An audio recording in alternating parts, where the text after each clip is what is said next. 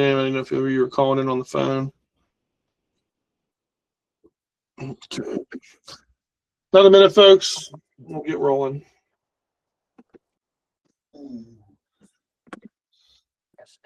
And for everybody's edification, this is being recorded.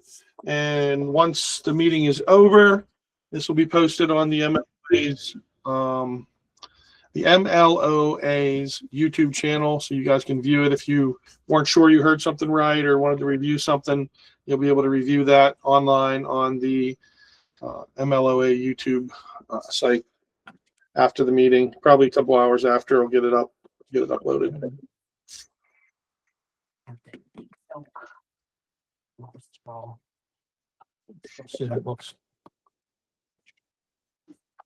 All right. Well, I got 7:03, so I think we're ready to go. I think. All right. Ready to go. Thanks, Andre. So, if you guys looked at what Andre has sent out, it's kind of a summary how we kick off the year. One of the things I always tell you guys and gals is make sure that you're walking or getting yourself limber, because there's nothing like, when you first start out, you get injuries in that first short period of time and when the season starts. So make sure that you're somewhat in a little bit in shape. Don't try to walk out there the first time and try to run. That especially for us old guys. I hit 60 this year, so we're all getting there. The other thing is Terry had added that in there about the dues. Make sure you send that. He's put his address in there. Hey, Andre, I wasn't sure. I don't know if Terry can answer that question. Do we want to make the check out to MLOA or to Terry? What would be best? I'll answer that if it's okay, Andre. Oh yeah, you can go ahead. Just make it out to MLOA. I will deposit it into our account. Okay, I just want to make sure on that one. But his address is there. Make sure you send them out to Terry as soon as you can. We should get that over with for the year.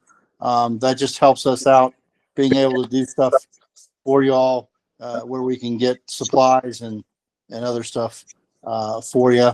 And then, again, if we're having any troubles this year, make sure that you reach out to either Andre or me or Jeff with any kind of situations. We're certainly willing to answer the phone on that and get some clarity for you. All right. So pretty much all. Right. Thanks, Ron. Jimmy, you on the call now? Looks like I think I saw you pop in.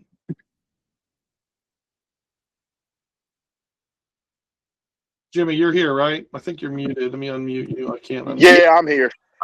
So Ron, Technical Board, say anything you want to say for the coaches for the league to the officials before Jeff goes into the rules interpretation? No, just gentlemen, make sure you keep track of the deadlines that we've already sent out. And if you have any questions or anything, feel free to go ahead and send it to our WVSLA exec board at Gmail address. That way we can keep track of them and respond to you. Other than that, gentlemen, looking forward to another good year this year. New teams or old teams dropping out? So Jimmy, Jeff had a question. Are there any new teams or teams dropping out?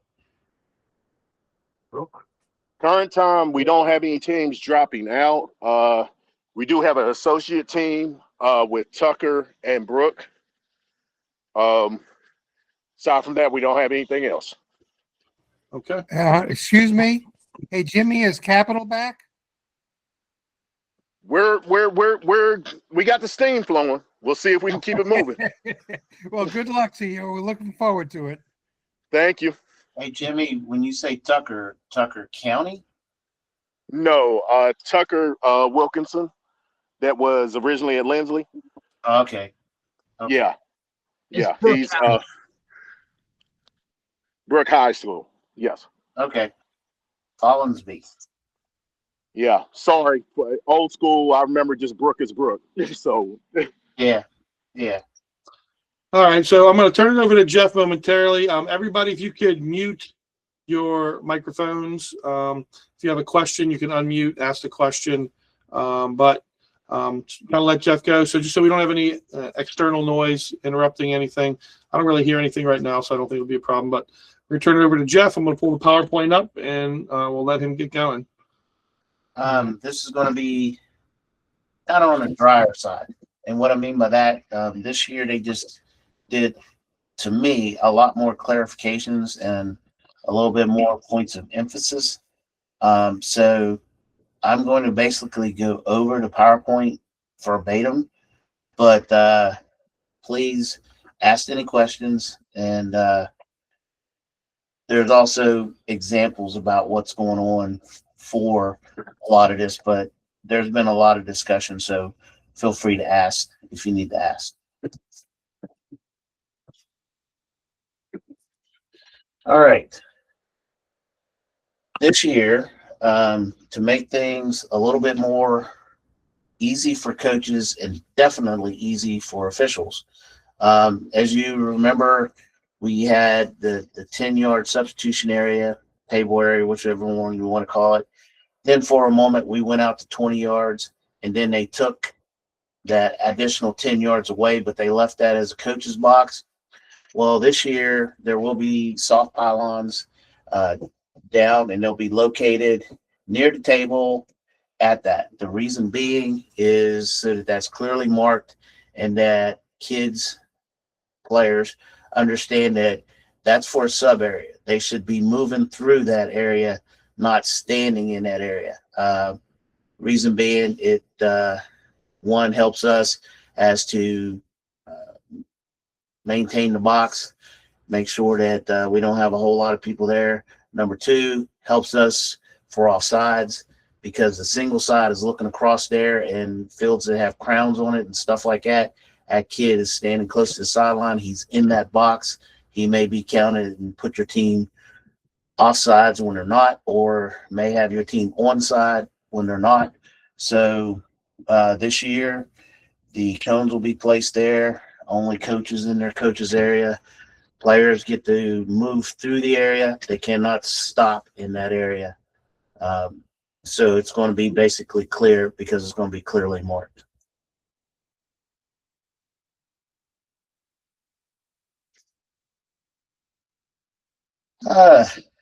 They have done what we basically wanted them to do from the start. Say, hey, let's have a mouthpiece. What does it matter if it's clear white? Because it is a mouthpiece. So they remove that restriction. Now you can have a clear or a white tooth mouthpiece.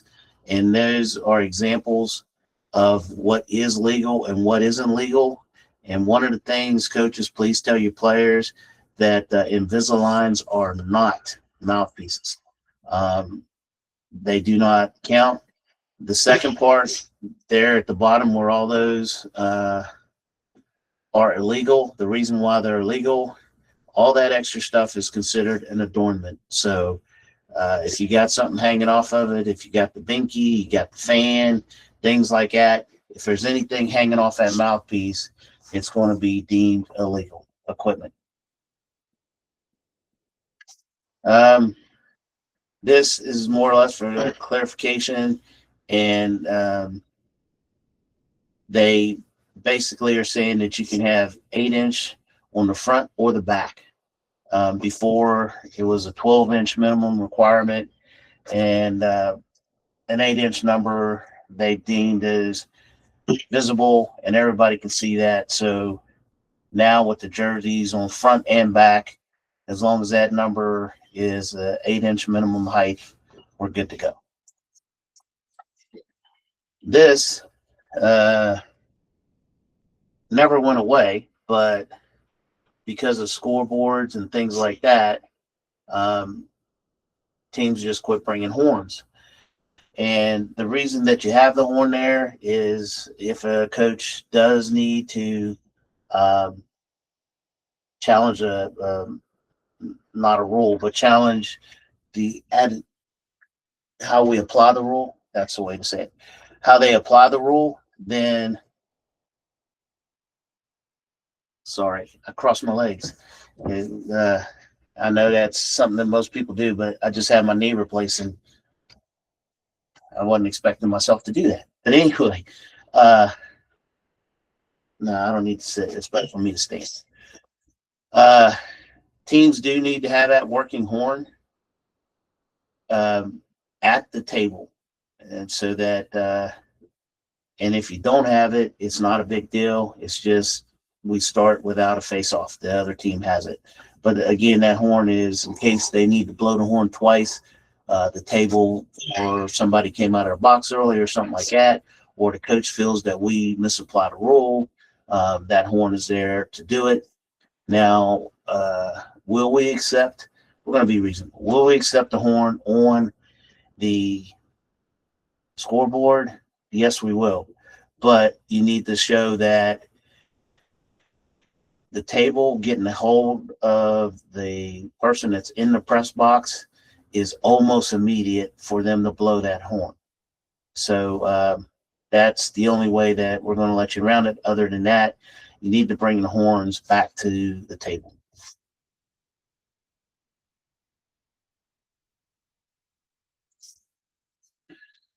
Okay. Basically what they're saying here is that if we get a game interrupted, can't be finished, if it's the first 3 quarters, then you're going to play it from the point that it was interrupted. However, if one of 2 things happen, if it's the 4th quarter, it's interrupted by that lightning and we can't get it started, that is a complete game.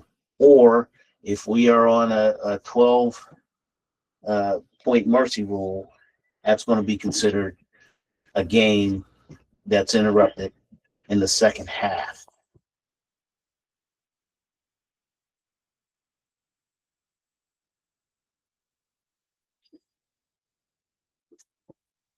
This right here is, again, something that we should have been doing anyway.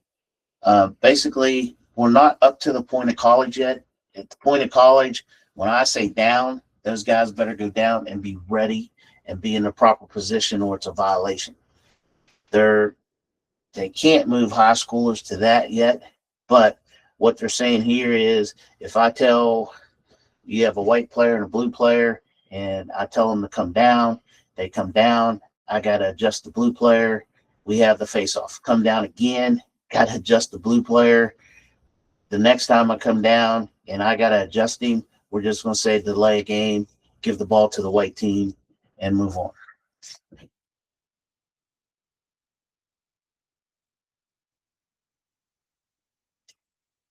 Again, this is when a goal is scored. Basically, what they're trying to say is if the ball's loose in the goal, in the opponent's goal, and that team has not fouled, it's a score.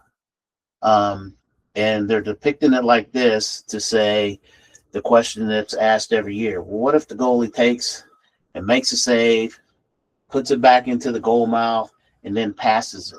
That is not a loose ball, so it is not a goal.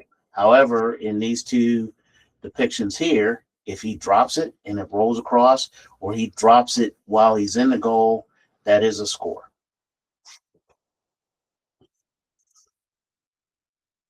This is going to be a change.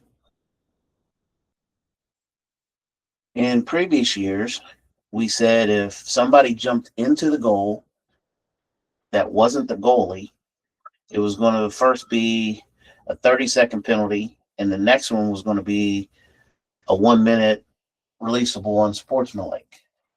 Well, now the player jumps in there, it's going to start off with a personal foul right off the bat because he jumped in to be the goalie and he is not properly equipped to be a goalie. So he is wearing illegal equipment for a goalkeeper. So as soon as he jumps in with the intent of blocking a shot, it's an immediate kill unless the ball is in the air for a shot, and that person ends up serving a 1-minute illegal equipment penalty.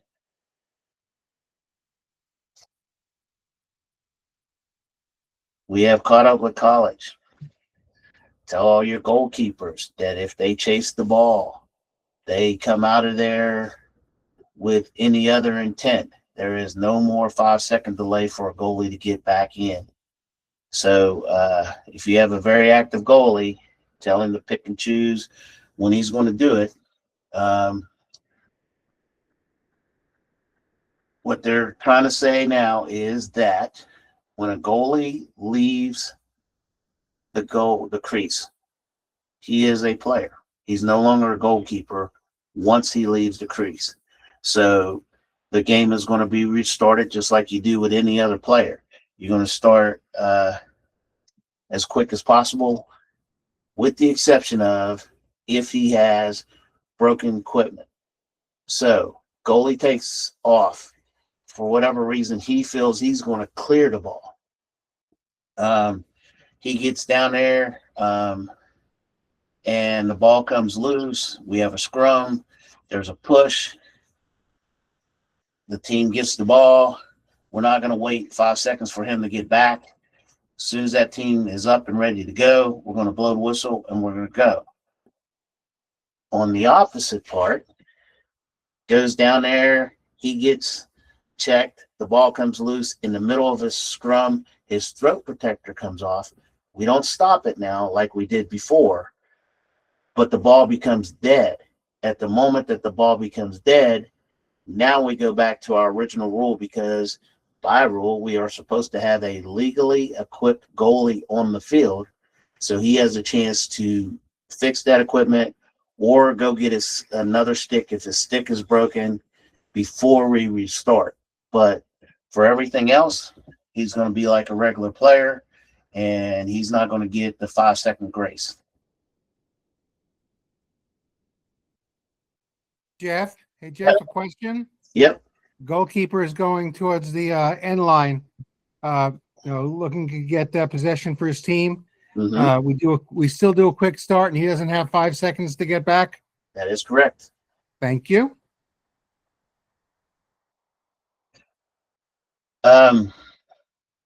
This they kind of went over last year a little bit about that hook or lift, because players now try to do it because they see it. They saw it out of the PLL or the MLL, whichever one you were looking at, and they figured that they were going to try it here. Basically what it is that a player, just like in that depiction right there, he gets underneath. That right there is a hold. He's not on the stick. The player, he just has the player's arm. That is a hold. And we just need to make sure that we're calling that hold. If he's able, the player in the dark has both hands on the stick and he's stick on stick with that little hook, we're going to give him some grace there. If he literally grabs him and spins him around, that's still going to be a hold. But when they're doing that hook, most of them are going to say that they're just doing a lift.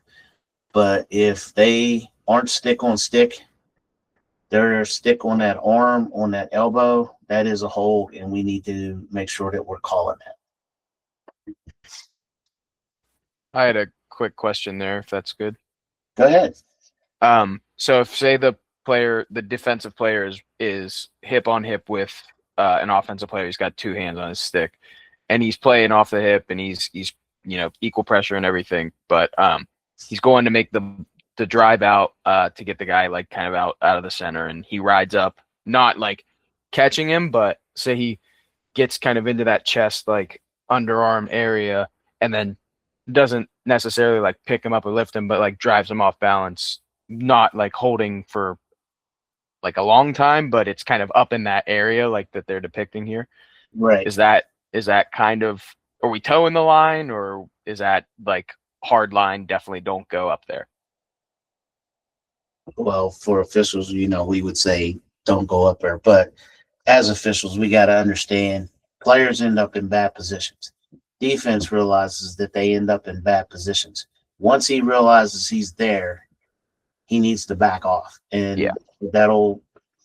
he won't get called for that. But he gets up in there and he holds him and he drives him 3 to 5 yards in that position. Mm-hmm. He's going to get ring up.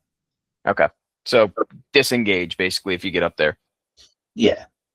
Okay. Hey, in a lot of instances, the offensive player does and a lot of them are smart enough now to bait you guys into that call. Is that something you're going to be paying attention to, or is like regardless of what the offensive player is doing, if whether the offensive player is holding or not, you're just calling it anyway?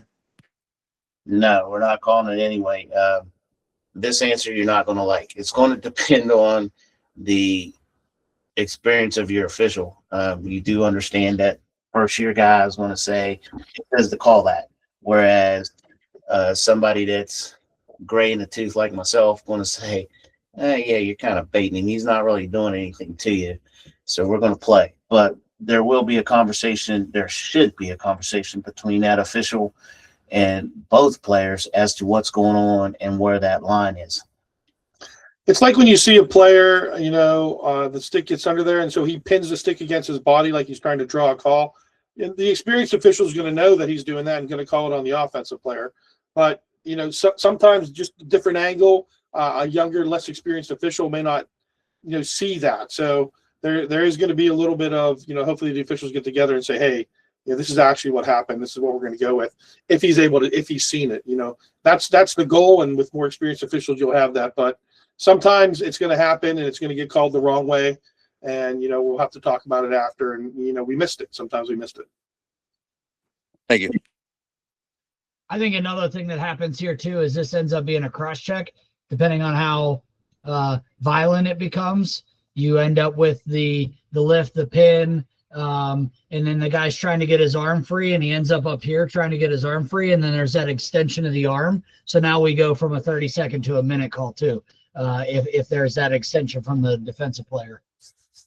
That's very true. And what I tell the fellow officials is, don't think long stick here. Think attackman on a ride or a midi that ended up on somebody that was much better to him. More times than often, when it goes from a cross-check hold to a cross-check, it's the short stick that's straightening his arms because defensemen know how to move their feet.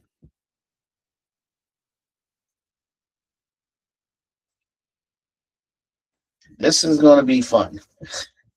You have now caught up with, and we're going to have some examples of it, have now caught up with college. I'll say this is not like football. If a player loses his helmet, this is the easiest way to say it. If a player loses his helmet, he has to leave the field. We are treating him as an injured player. Losing your helmet itself now is a technical foul. It's a legal procedure to lose your helmet. Now, if somebody cross-checked him and took it off, that came off illegally. He will not be assessed the illegal procedure, but he still has to leave the field and can't come back until the next dead ball. So, losing that helmet, unlike football, nothing saves you from leaving the field once you lose your helmet. And losing your helmet is an illegal procedure unless you lost that helmet illegally. A foul took that helmet off. And when they say until the next dead ball, for example, there's a dead ball when that happens. You can't call a timeout and get him back on the field. You're going to have to wait till the resumption of play and the next stoppage before he can re-enter the field of play. So even like violent contact that is legal results in someone's helmet coming off. You mean your man down now? Right? No, not necessarily. No. Somebody can replace him. Like if you lose your helmet, you have to go off. Somebody else can come on and replace him, but he can't come back on until the next dead ball. Gotcha. When he was calling it a penalty, that threw me a little bit. Well, it's a penalty on the player who loses his helmet if he lost it and there was not illegal contact. So if you get body checked illegally, you hit the ground and your helmet comes off, you're now going to get a penalty because your helmet was clearly not on properly. Yes, sir. Thank you. Essentially, what they're saying is that if the helmet's worn properly, it doesn't come off. Like even through like a brutal hit, it's designed to stay on if it's worn appropriately. So that's where they're coming from with this. Like I said, So basically on this one, they're looking at the fact of what Joey said. If they're still using or playing with their chin strap loose and not really properly putting the clasp in the back of their helmet, kind of playing, tilt, whatever else. If it flies off because of that, them trying to just, have drip, as they like to say it, if it flies off for that, that's going to be a penalty from here on out, correct? That is correct. And I'll go further than that. You're saying fly off. If he gets hit and his chin strap gets dislodged and to his mouth or to his nose, that is treated as the helmet coming off. Okay. So once any piece of equipment on the helmet that is provided for safety comes loose or is not properly in its space, it's a penalty. Correct? No. The reason why I'm saying that, you can get hit and the chin strap pops off and we're going to stop it. We saw that was play and reattach because it should be a 4-point. One of them pops off, we're going to stop it and let him do that. But if the word that we want to use is if the helmet is dislodged. Dislodged. Okay. Right. So if the helmet's dislodged, that's a stoppage. He's coming off the field. And whether that was legal or illegal will determine whether he serves an illegal procedure penalty. Gotcha. I have question. Just last one. I'm sorry, Terry. Go ahead, Coach. Thank you. This is just for when the ball's in play, correct? Because we'll have players after a goal is scored, they'll pick their helmet out and they'll fix their whatever or do something. It's just when the ball's in play.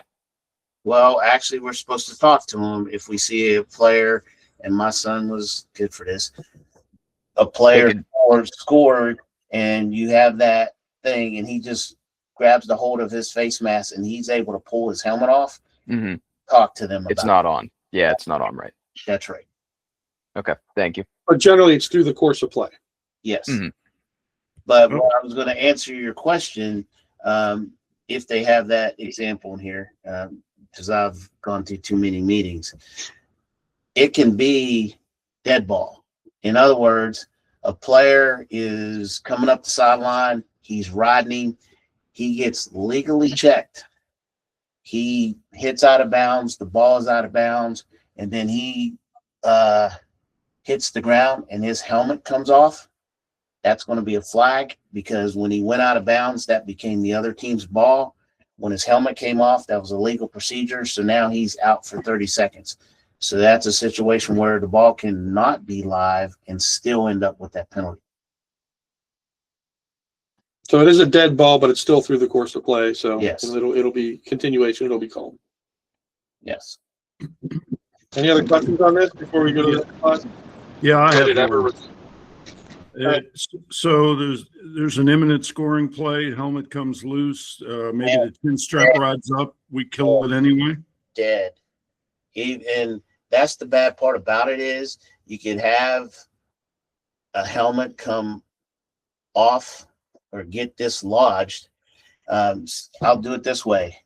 Players running around a legal screen, and the player that he's screening doesn't see him, hits him, his helmet comes off as the other player is shooting. Even if you don't get a chance to blow that whistle, that score isn't going to be allowed because it is immediate.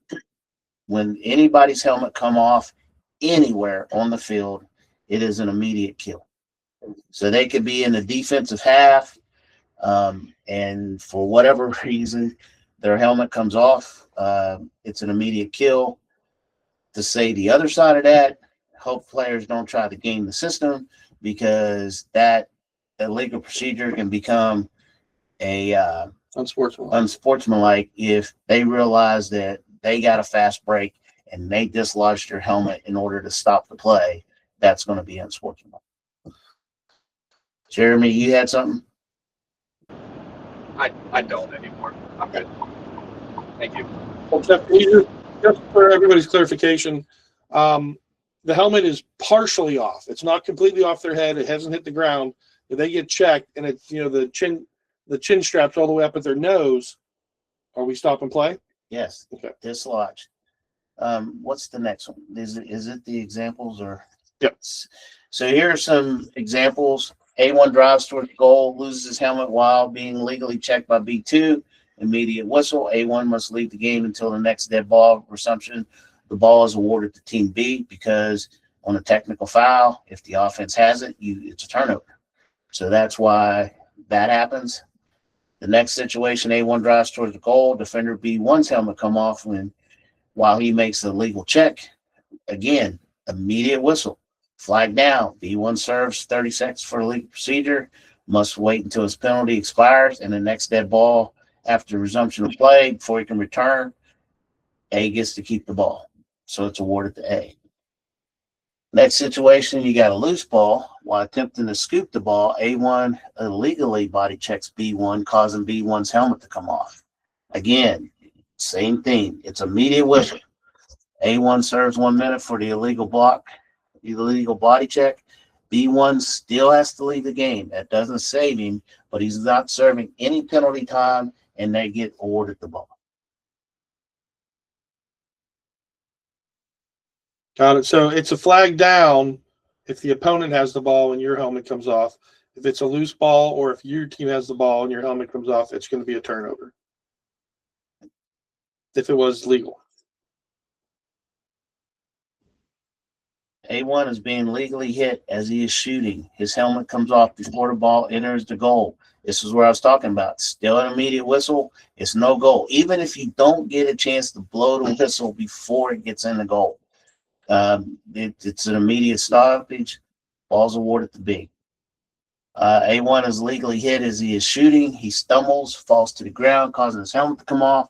The ball enters the goal before he loses his helmet. Goal is good. Ball is awarded to Team B on the offensive half of the field at the center.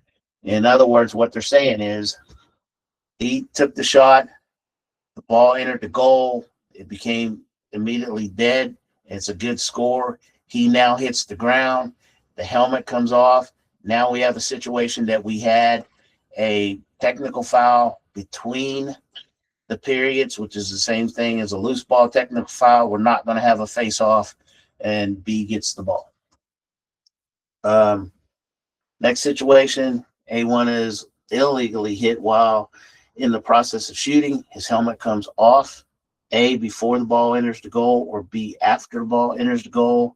In A, no goal, enforce the penalty, award the ball to Team A. In B, goal is good. If the penalty is a technical, it's wiped out by the goal. If it's personal, you enforce the penalty. In both cases, you will have a face-off because that was a live ball penalty that happened before.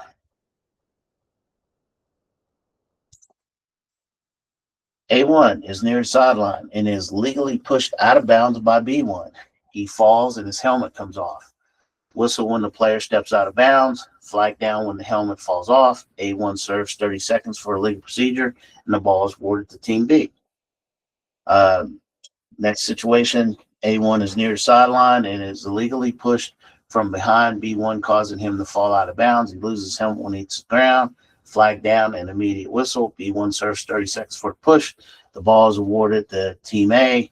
Again, the player who loses the helmet, he must leave and can't come back to the next dead ball.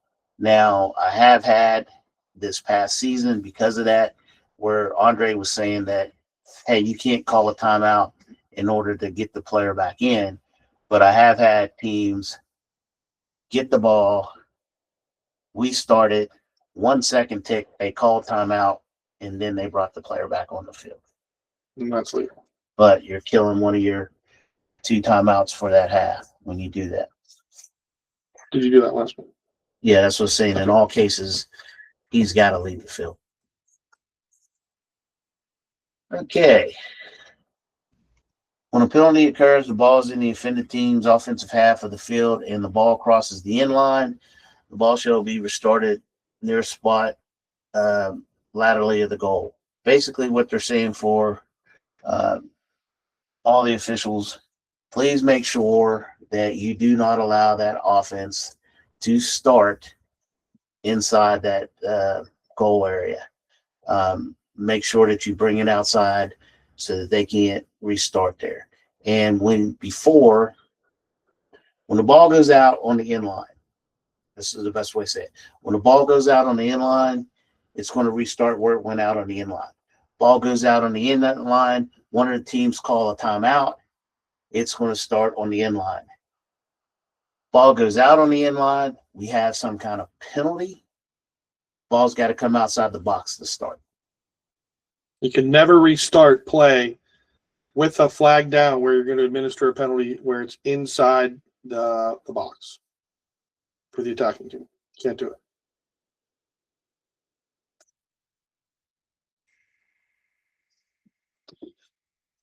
Okay, this year, all equipment must be kept in the bench area, and at least 6 yards away from the sideline. 2 reasons for that. 1, safety. 2, again, we're still trying to get out of coaches. A player needs to be attached to a stick in order for you to request a equipment check. You can't just do it on a stick that's laying there, even though you know that was the coach's warm-up stick, and it is very illegal. So basically, we're doing what grandmas used to do. Let's put the candy up on top of the cupboard so the kid don't see it, and we won't have issues with it.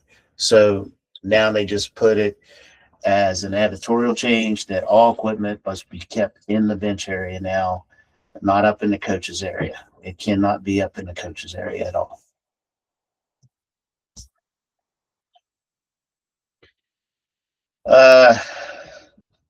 Let's see. Who's got over 20 or 25 years experience in officiating, and not in officiating, in lacrosse? Anybody? Reason being is that basically now they're saying for your flat iron goals, they just are cleaning this up. This is the configuration of them, because if it's anything different than that, actually you're supposed to have the pegs and the goal slides down inside of it. When we had grass fields back in the day, that was the thing that they had. All the goals were actually in the ground to stay in place.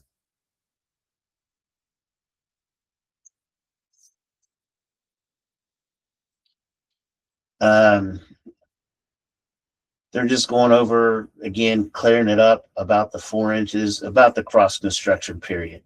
And they just reorganized it, if you want to go through that. And basically what is illegal, what must be fixed without penalty. And like the 4 inches, that's going to be a penalty. But long strings, butt in, things like that, that can be fixed without penalty, provided they don't bring the stick back out before they fix it.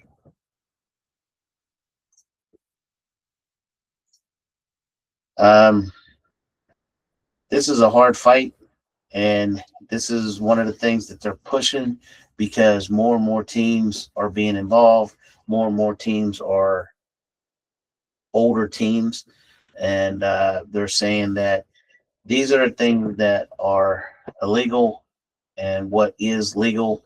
Basically, you should have one of the team's official colors for anything that hangs out, the leggings, the undergarments, as far as the undershirt that hangs out from underneath the jersey, or they can be white, gray, or black. If in this case he's got the Carolina blue and he's got red stockings, red compressions, and a long sleeve red t-shirt, that is deemed illegal.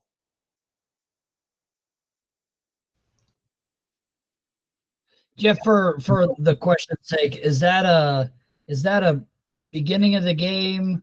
We let them know they're not legally equipped, and give them a chance to change, and then the kid participates while he's not dressed. Like, what's that look like ruling wise?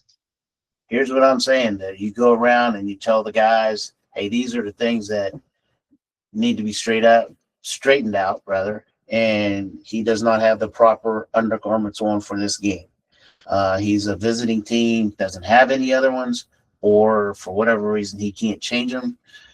Technically, we do not start with a face-off. We start with the offended team having the ball, and then we're done. We're playing lacrosse. That's mainly what I was getting at. Do we wait until that kid comes onto the field, or do we just, do the whole, start with possession and then we're done with it, right? Right. The thing that scares me about this, again, let me put a backstory with this. NFHS and more teams are being taken in by, West Virginia hasn't yet, by interstate associations, and they feel as though the teams now being a part of that they ought to be able to officially have everything that they're supposed to have.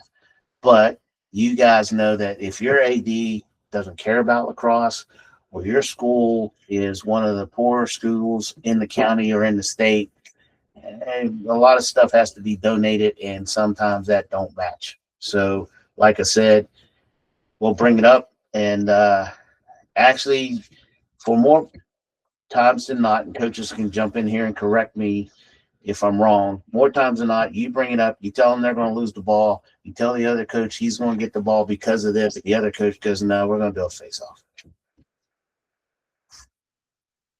That for the officials, that's going to be big in Pennsylvania. It's not going to be big for us. Literally in the book, it had that your uniform was one striped shirt, and it actually spelled out the uniform.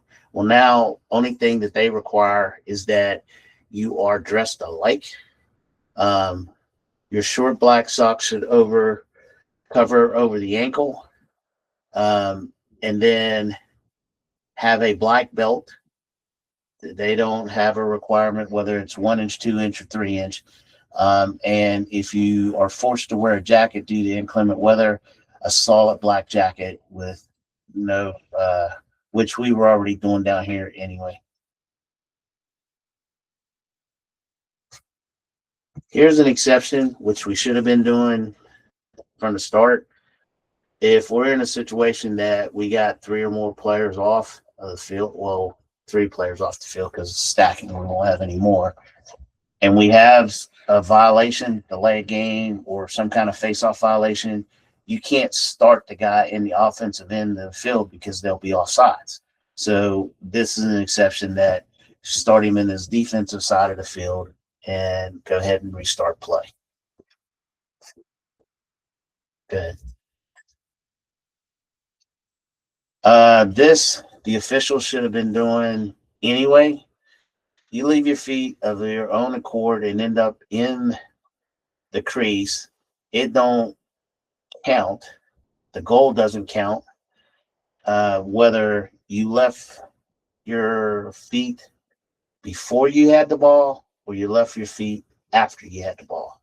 So somehow, some way, players thought that, hey, I know that I can't dive into the crease while taking a shot, or jump into the crease while taking a shot, but if I don't have the ball and somebody passes it to me while I'm airborne, and then I catch it and shoot and land in the crease, that shouldn't be a problem.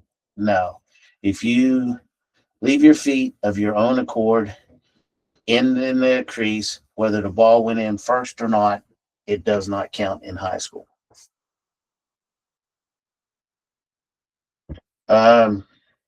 That right there, we'll go over it a little bit later as officials. They just cleaned up some stuff about officials timeout.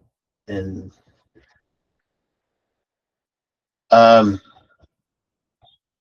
again, I'll go over that a little bit more with the officials about the simultaneous fouls.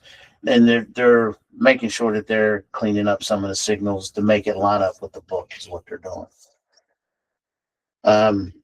This one right here, we've had it in the other sports, and now they put it in here for lacrosse, the hand to the side of the face, and you actually do it twice. If you guys can see me, that's letting everybody know that I did have a cross check or I did have an illegal hit, but it was to the head and neck, or it was a defenseless player. So you're still going to have your normal call, the cross check there, the unnecessary roughness. But after you do that, now you're going to do this to say it was a head or neck hit, or it was a defenseless player. Yeah. Okay. This, believe it or not, we had a heck of a time with last year. So they went through and actually put in arm pads are to be worn so that the elbows are covered. So if you got those he-men out there that are sliding their elbow pads up onto their biceps and triceps, let them know that that is something that the officials are looking for harder this year, and that's a 1 minute penalty, non-releasable.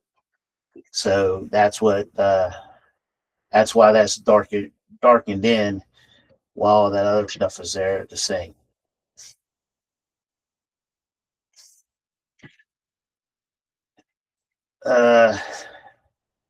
This right here is saying it's really telling the officials. I told a guy this way: we are the policemen. We are not judges. We are not lawyers. We are told the rules, told the law, and we're expected to uphold the law. So we can't say, hey, yeah, he's had his arms up, elbow pads up there and stuff, and I just got to tell him each time, and he'll put them back down. We need the dinghy to get those elbow pads down on the elbows. There was one comment in there in that, understand this is for the coaches. When we asked you at the beginning of the game and do the certification, asking you if they're legally equipped, and you say yes, that's why the players are getting dinged. That says that when you confirm you have talked to your players, you have provided that equipment, shown them how to wear it legally, told them what to do when it becomes illegal. And so there is no more warnings about, hey, do this. It's now they're going to get ring up and leave the field for not properly wearing their equipment.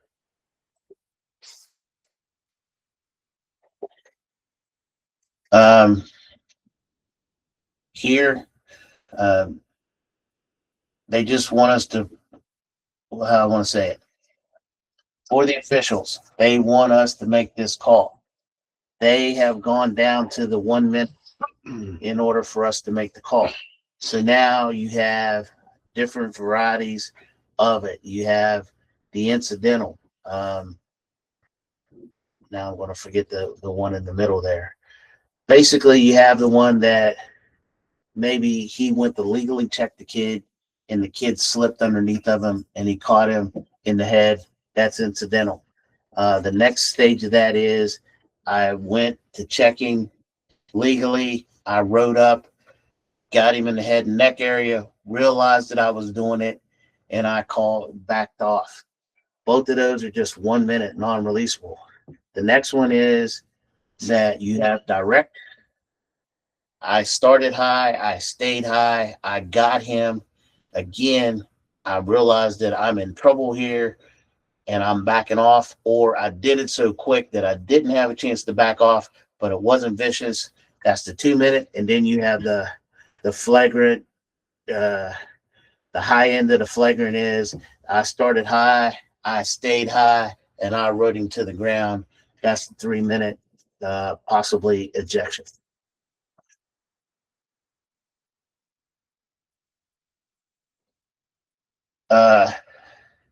Here we're just saying that it's a whole lot of ways to say, please teach your players how to do this correctly, how to wear their stuff correctly. Officials understand what's going on. Yep. And And then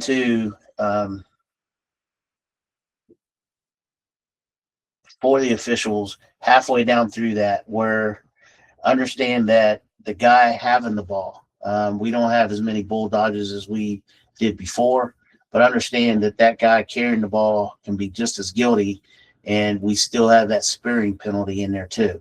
So if he's using his head as a weapon, he forgot that he's playing lacrosse. He went clear back to November into football mode and was using his head as a weapon to clear the check. Then he too can be taken off the field. Spearing starts at 1 minute, and again, that's using your head, but spearing is locked in as well. So you can have a situation where two players run into each other and both players are leaving. One for head contact, the other one for spearing. So you can't have a situation that both are leaving.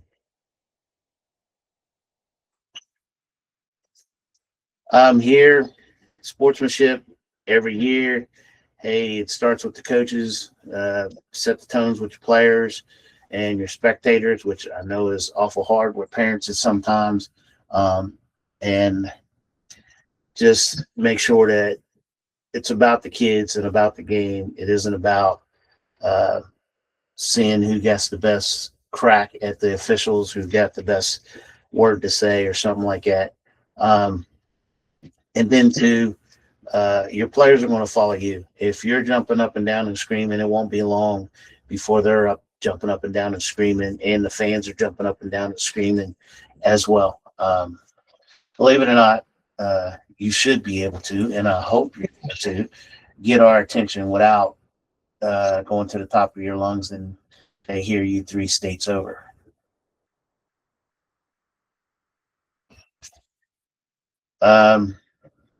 Again, tell your players, taunting, baiting, and trash talk are not to be tolerated. The bad thing about taunting and baiting, that kind of stuff, that instantly is unsportsmanlike conduct. That's kind of stuff we can't get away with conduct fouls. That's 1 minute. That is your 1 against your 2 and stuff like that. Team celebrations, you can have them, but just shorten the length of them, and we can't have everybody leaving the sideline. The players on the field is what that would say about that. If a guy does the 6 guns, does the hand grenade or anything like that, weapons of any kind is what it says. That's a ring up. So tell them, please, no 6 gun stuff, no hand grenades, no anything. That you guys have seen John Morant. Basically, it's come down to us. And the players doing that, he's going to get rang up. Quick Hey, Jeff, question on that one. Go ahead. Go ahead. What about like bow and arrow? Because that's been one that I've seen for many years. It's one that I did back in whenever I played. And it's I don't know how we would define that if you're going to. I mean, I get it's a weapon, but it's not. I don't know if I'd classify it the same way. How about we talk to him and say, dude, there's changes and we can't do it. I mean, that's fine. Like I get it. Rule change, but I'm just asking. Right. And that's what I'm saying to this is that I'll say that one has the caveat that, hey, let's go up and talk to the kid and say, hey, understand that we're in a day of age now that a weapon of any kind is a weapon of any kind. And we're not making these up. They're doing it, and parents are talking to the committees, and that's the way the verbiage came out, weapons of any kind. So bow and arrow, let's talk to the kid and tell the coach that you talked to the kid. That celebration has to go away. Gotcha. Thank you. You're welcome. I know it might not be worded this way, Jeff, but like I think one big intent of it is if it's at a player versus kind of off to the side, that kind of, do we call it gray area, comes into it where I know we don't measure intent, but does that kind of go into? Funny, they actually asked that question. Guns, hand grenades, even if he shoots, runs past the goalie to the end line and does it at the goalpost, he still gets rang up for the gun and the grenade. Again, here's what I'll do it this way. Back when I started and up until I'll say 10, 12 years ago, if I had two players joshing for a loose ball at the sideline, blue pushes white, white hits the ball, it goes out of bounds. I blow the whistle, say white, blue knows what he's done. He backs off to play defense. He steps in, I start. Now, because of video, I blow the whistle, loose ball, push this way. So even though we may think it's innocent, the kid may think it's innocent, too many things go out of just a snippet. And if somebody has it, says, look what this kid did I'll say somebody don't have, look what this kid did at Tucker County.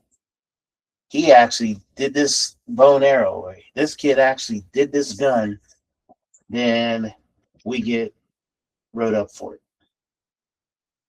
So that's our what I want to say. That's our big factor now. Video. They're going to show a video of the kid shooting, but not what he's shooting at, and they're going to say, you can't do that. So basically, it just can't be done anymore. Here's the downside. I'll say in college that happens a lot. And Joey used to coach in college. A kid does something, gets away with it, and posts it himself. And there you have it. And the crew that did that game and says, why'd you let him do that? So I agree. Some of these things seem like we're going over and above, but that's how they got to this. Any other questions on this?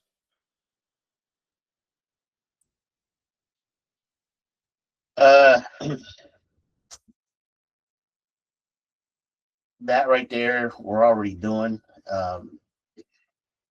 Everybody knows their role and what they're supposed to do as far as the game and to make it a successful game. As far as prepping the field, making sure the facilities are okay, players properly equipped. I keep laughing on the next to the last one. When's the last time somebody actually checked the scorebook? Not for it being there, but that there was 22 players in the scorebook and there was just 22 or less players on the field.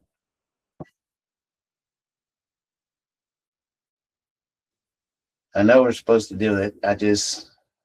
We've gotten away from it, and I'm not telling everybody to go crazy about it because I haven't had any reports of illegal players being on the field since our debacle a few years ago.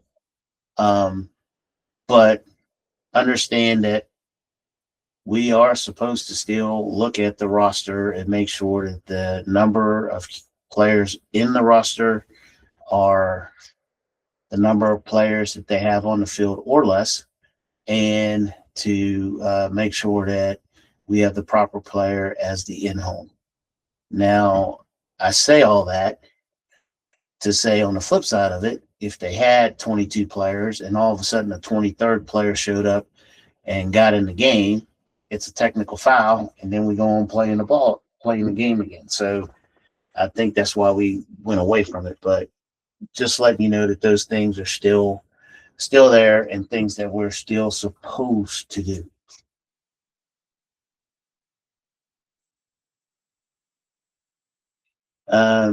Again, for our officials, you check to make sure everything's safe on the big side of it, and then make sure that we got our lines, goals, cones, bench areas, and you know that those things move around depending on the area you're able to play in. Do check with the table again about the horn and stuff, scorebook, and confirm. This is one thing that we do need to make sure of, but we kind of do that by proxy. You get there and the clock's running down already. We already know, but make sure that you find out if there's actually a horn, if you haven't been at the school before, if there's actually a horn that goes off at the zeros and stuff like that. And that, last but not least, I'll pick Morgantown here because I know that they have their press box up and away from the table. Make sure that if you need to get something to the press box where you need to change the time or something like that, ask them, are they contacting the press box by cell phone? Do they have a walkie-talkie, or do we got to yell up to the press box in order to get stuff changed?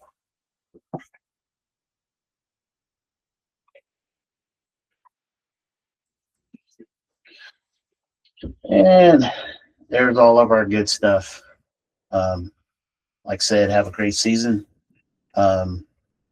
I will be out and about. For those that don't know, I had a full left knee replacement 2 days before Christmas. And he's faster, which is really funny. But I have found a therapist that has said that he will have me running by the middle of April.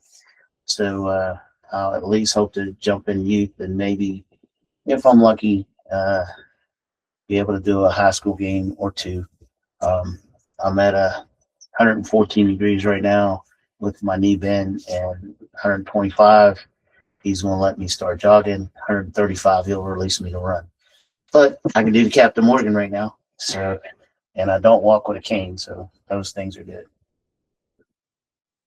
So our information's up there, guys. If you guys want to screenshot that or anything, again, it'll be on when we put the video up on YouTube, you'll be able to see it. But if you have any rules questions, Jeff is the one you want to go to. You can email Jeff or you can call Jeff, whether you're a coach or an official. If you see me on the field, feel free to ask me. But Jeff is the one who's going to actually make the call. I'll tell you what I have when I'm there if you're talking to me. But a lot of times I may say, have you emailed Jeff? Have you talked to Jeff yet? Because that's where we want to go. So we have one voice, one person, one head of the complaint department telling what's going on. If there's anything related to a signing or a problem with an official, you can get to me, and I'll take care of that. If there's any other problems that you want to talk with, you can also talk to the president, Ron. Ron's number and phone number and email address is there as well. So you can also give him a call and talk to him about it. Basically, a scheduling or a problem with an official, you want to hit up me. Rules, generally, you want to hit up Jeff. And then anything else, you can kind of go to Ron for. Do the coaches have anything else? Or Jeff, do you have anything else you want to add about the rule stuff? Officials, you're not going to leave. We're just going to let the coaches go in a few minutes as soon as we talk any questions they have. I do want to say this because I neglect to say this to anybody. Gentlemen, they do want to hear, this is both coaches and officials, and will hear if you think that some rule ought to be changed or some rule ought to be added. Let me know, and I can get that to Scott, who's part of the NFHS committee. They may take it and run with it. They may shoot it down, or worse, they may take it and improve it, which means whatever you said in a sentence is going to now be 2 paragraphs long. But I have a question. Sure. What about the assigned official? It's on the what do you call that thing? Horizon? WebRef. Nothing's on WebRef yet. Yep, it's not up there yet. We have we're using 2 different things this year. I'm going to be putting that all up shortly, but I'm waiting till I get all the schedules in and then I'll be putting them all up, but they'll be up shortly. Okay.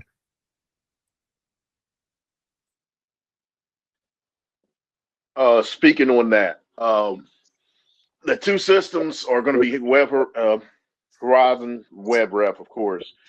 Then also we have another system actually in development that will hopefully, as long as everything goes well, be a newer system that will go completely over to next year for the entire league. Some of you may have received an email from Brian Shepard. He is the one actually working on the system, developing it, working along with Andre for the boys side.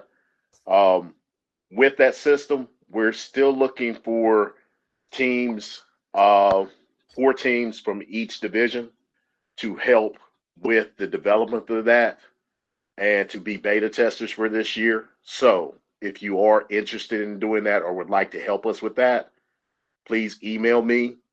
Brian will get you set up, and basically you'll be putting in your information in both systems, and we'll be using that information to try to see where we need to improve, what we need to fix, what are additional things we can provide or add into that. So he'll be taking your input as well as, what he's already inputted into the system. All right. Thanks, Jimmy. Anything else for any coaches before we get the coaches out of here? All right, guys. Coaches, thanks for attending the meeting. Again, if you want to have any of your other assistant coaches or whatever, watch the rule interpretation meeting. It'll be up on the MLOA YouTube website shortly once we have it all done. But coaches, you guys are good to go. You guys can head out. Officials, we're going to stick around for a minute. We have a couple things to go over with you guys. Thanks a lot, guys. All right. Thank you, Thanks, guys. everybody. Have a good evening. Coaches, have a good night. Officials, stick around.